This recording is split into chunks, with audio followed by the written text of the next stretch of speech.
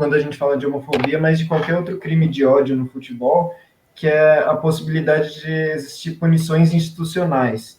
Queria saber a opinião de vocês, começando pelo João, se, por exemplo, quando ocorre um caso de homofobia, de racismo, de machismo, se você acredita que é uma medida efetiva, de repente, tirar pontos do clube, como você vê esse tipo de argumento de quem acha que isso vai reduzir os crimes de ódio no futebol?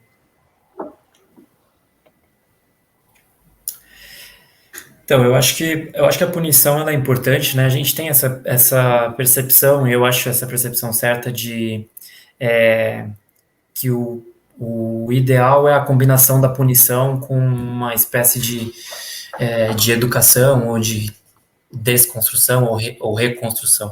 Antes de falar das punições, eu acho que o Josué tocou em alguns pontos muito interessantes.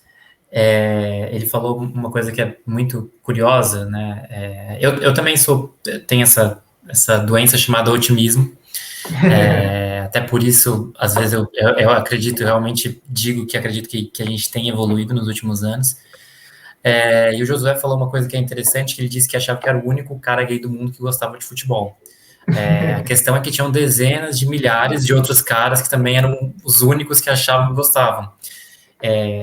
E aí, nos últimos anos, né, nos últimos 20 anos, 15, 20 anos, surgiu uma coisa que revolucionou o mundo, de certa forma. Eu trabalho com isso também, e gosto de trabalhar com isso, que se chama rede social, né? Eu acho que as redes sociais foram muito importantes nesse processo de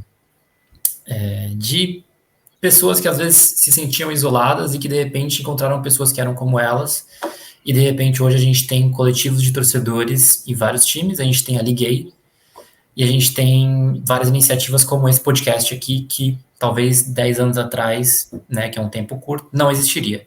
Então, eu acho que é um ponto interessante isso de mostrar como as coisas confluíram nos últimos anos para que a gente tivesse essa mudança. Ao mesmo tempo, a gente tem ambientes muito diferentes, né? Pegando o caso do Colin Martin, que o José também citou, que é um jogador dos Estados Unidos, a Liga dos Estados Unidos não é exatamente muito... não é exatamente uma das ligas mais importantes do mundo, mas é uma liga que tem visibilidade. Só que o ambiente ele pode ser muito diferente de um lugar para o outro. Nos Estados Unidos, eles saíram do campo porque ofenderam o Colin Martin. Aqui no Brasil, tem dirigente que não consegue bancar uma camisa 24 para o jogador. O dirigente do Corinthians não bancou a camisa. Depois bancou, voltou atrás. A CBF até hoje não explicou por que eles tinham 24 jogadores na Copa América e era uma única seleção que ia do 1 até o 23 e aí chegava no 24, pulava para o 25. E na própria Inglaterra também é um outro país que a gente sabe que hoje na Premier League, não sei se hoje, porque essa é uma notícia do ano passado, talvez ele já tenha se transferido, mas no ano passado a Premier League tinha um jogador gay, pelo menos um, provavelmente tinham mais, mas tinha pelo menos um, que a gente não sabe quem é, porque escreveu uma carta anônima dizendo que era gay, mas que não queria revelar o nome, porque tinha medo de sofrer represália, enfim.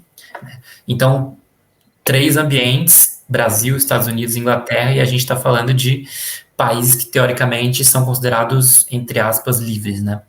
Então, isso só para situar um pouco de como é esse contexto. E aí vem a questão da punição, que eu acho que falando de Brasil, eu acho que é fundamental e já, teoricamente, existe no papel, mas não tem saído muito do papel, né? Se você for olhar o Código Brasileiro de Justiça Desportiva, tem um artigo só para falar de discriminação, e aí não é só orientação sexual, é um artigo que, enfim, rege qualquer tipo de discriminação. Ele é um pouco genérico, porque ele não especifica muito como punir. Ele tem ali uma certa multa e até uma possibilidade de exclusão do time de um campeonato eliminatório, mas a gente sabe que muitas vezes isso não acontece. A única vez que eu realmente me lembro que um time foi eliminado por discriminação no Brasil foi em 2014, o Grêmio, num jogo contra o Santos na Copa do Brasil, por conta do racismo contra o Aranha. Agora, eu não lembro de outro caso, desde que a homofobia passou a ser igualada a crime de racismo em 2019, não lembro também de casos em que isso fosse aplicado, então falta ainda sair do papel.